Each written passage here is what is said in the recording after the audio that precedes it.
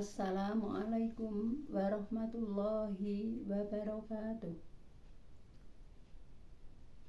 Innal hamdalillah nasta'inu wa nastaghfiruh wa na'udzu billahi min syururi anfusina may yahdihillahu fala mudhillalah wa may yahdihillahu fala mudhillalah. Asyhadu an la ilaha illallah wa asyhadu anna Muhammadan abduhu wa rasuluh. Amma ba'du. Jamaah salat subuh yang dirahmati Allah.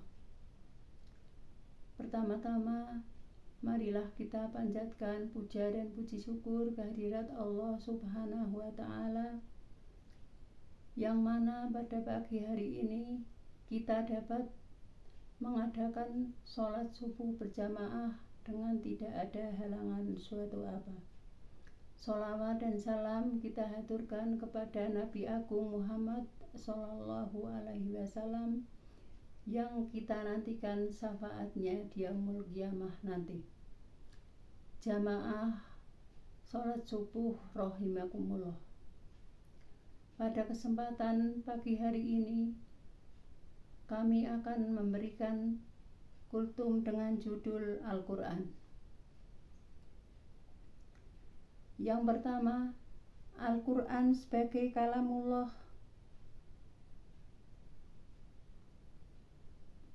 Bagaimana Al-Quran ini sebagai kalamullah?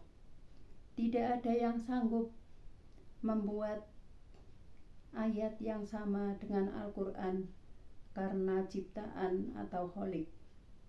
Terdapat dalam surat Al-Isra ayat 88 yang berbunyi, A'udzu billahi minasyaitonir rajim.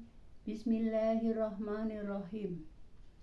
Kulla ijtama'atil insu wal jinnu ala ayyatu bimithli hadzal qur'ani la ya'tuna bimithlihi walau kana ba'dhuhum li ba'dhin dhahira. Yang artinya, katakanlah sesungguhnya jika manusia dan jin berkumpul untuk membuat yang serupa dengan Al-Quran ini, mereka tidak akan dapat membuat serupa dengannya, sekalipun mereka saling membantu sama lain.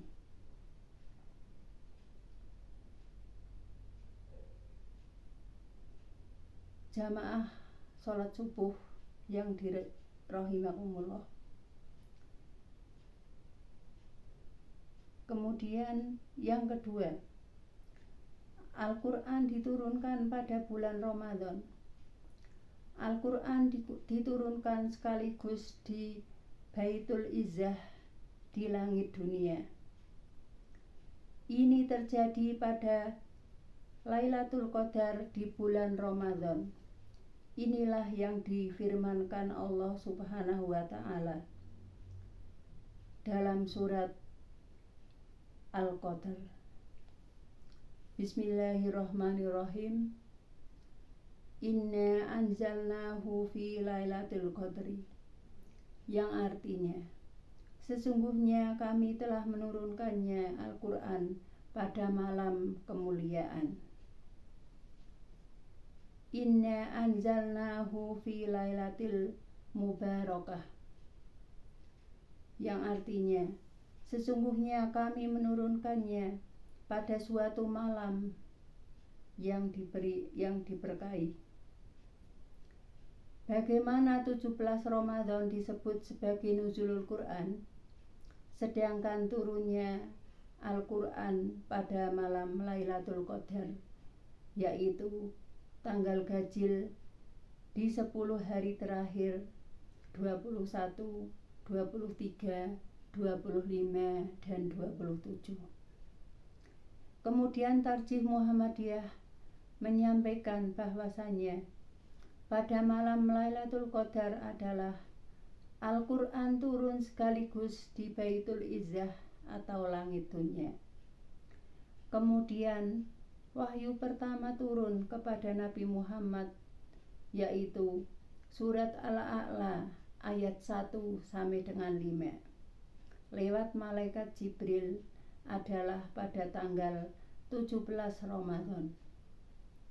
Kemudian setelah itu Al-Quran turun secara berangsur-angsur sesuai dengan peristiwa yang dialami oleh Rasulullah Shallallahu Alaihi Wasallam. Hal ini diriwayatkan dari berbagai jalan dari Ibnu Abbas. Ibnu Abbas berkata, Al-Quran diturunkan pada bulan Ramadan pada Lailatul Qadar di malam penuh berkah.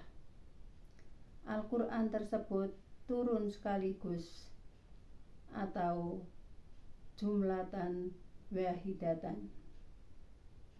Kemudian Al-Quran turun secara bertahap sesuai dengan peristiwa pada bulan dan hari.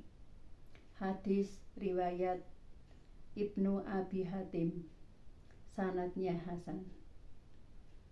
Ada juga riwayat dari Ibnu Abbas yang menyebutkan bahwa Al-Quran itu diturunkan pada pertengahan Ramadan ke langit dunia. Al-Quran diletakkan di Baitul Izzah. Kemudian Al-Quran itu turun adalah kurun waktu 24 tahun untuk memberikan jawaban kepada manusia. Hadis riwayat At-Tabari. Sanadnya saling menguatkan satu dan lainnya. Al-Quran diturunkan oleh Allah Subhanahu wa Ta'ala pada malam Lailatul Qadar dari Lauh Mahfuz ke langit dunia.